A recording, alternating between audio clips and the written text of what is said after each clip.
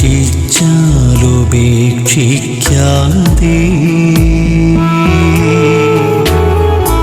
മാധ്യസ്ഥം നൽകിടുവാനാ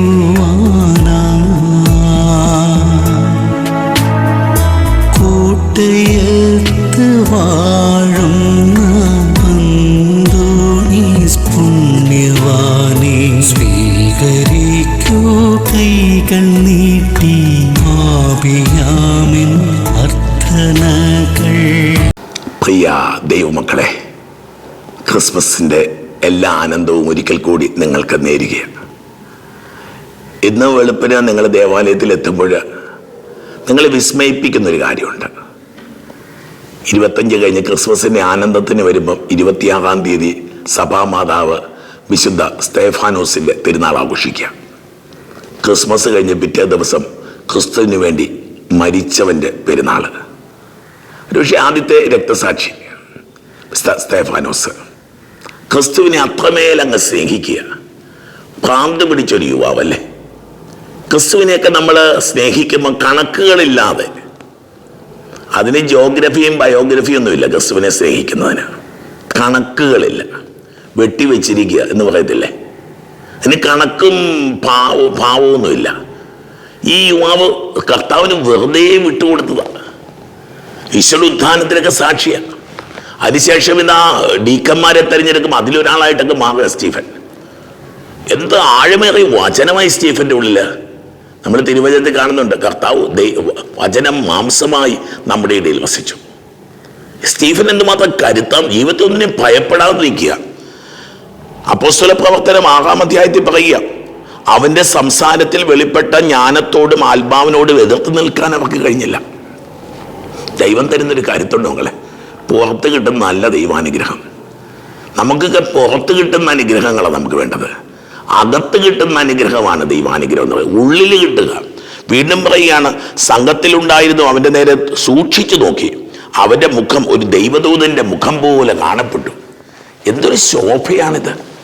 വീണ്ടും സ്തേഫാനോസിൻ്റെ സുന്ദരമായ പ്രസംഗമാണ് ഇത്. ബൈബിളിലെ പത്രോസിൻ്റെ പ്രസംഗത്തെക്കാളും എന്നൊക്കെ പറയാൻ പാടുണ്ടെങ്കിൽ കേട്ടോ. അത്രയും ശക്തമായിട്ടാണ് രക്ഷാകര ചരിത്രം പറയുന്നത്. ഇത് പറഞ്ഞു കഴിഞ്ഞപ്പോൾ 55 അവൻ പരിശുദ്ധാത്മാവിനാൽ നിറഞ്ഞ് സ്വർഗത്തിലേക്ക് നോക്കി ദൈവത്തിൻ്റെ മഹത്വം ദർശിച്ചു. സ്വർഗത്തിലേക്ക് നോക്കി ദൈവത്തിൻ്റെ മഹത്വം ദർശിച്ചു. സ്വർഗത്തിൽ ദൈവത്തിൻ്റെ വലതുഭാഗത്ത് യേശു നിൽക്കുന്നത് കണ്ടു. അവൻ പറഞ്ഞു, ഇതാ സ്വർഗം തുറന്നിരിക്കുന്നു, മനുഷ്യപുത്രൻ ദൈവത്തിൻ്റെ വലതുഭാഗത്ത് നിൽക്കുന്നത് ഞാൻ കാണുന്നു. അതേപോലെ ക്രിസ്മസ് നൽകുന്ന കരുത്തിത, ക്രിസ്മസ് നൽകുന്നൊരു ആനന്ദം ഇതാ. നമ്മൾ സംഖ്യാപുസ്തകത്തിൻ്റെ 24-ാം അധ്യായത്തിൽ കഴിഞ്ഞ ആഴ്ചയിൽ വായിച്ചൊരു വായനയുണ്ട്. ഇതാ ദൈവത്തെ കണ്ണുകൊണ്ട് കാണുന്നവൻ, ദൈവത്തെ കാതുകൊണ്ട് കേൾക്കുന്നവൻ, കണ്ണു തുറന്നിരിക്കുമ്പോൾ സമാധിയിലായിരിക്കുന്നവൻ, ദൈവത്തിൻ്റെ ജ്ഞാനം ലഭിച്ചവൻ. നമ്മളെ ചങ്കില ക്രിസ്തു നമ്മുടെ പുൽക്കൂട് ഹൃദയമാണെന്ന് ഓർത്തെ. നിന്റെ ഹൃദയത്തിൽ ഇന്ന് ഉണ്ണീശോ ഉണ്ടെന്ന്, ക്രിസ്തു ഉണ്ടെന്നൊക്കെ നമുക്ക് വിശ്വസിക്കാൻ പറ്റുമ്പോൾ ജീവിതം മുഴുവൻ മാറുക. ക്രിസ്മസ് നൽകുന്ന കരുത്താണ് രക്തസാക്ഷിത്വം.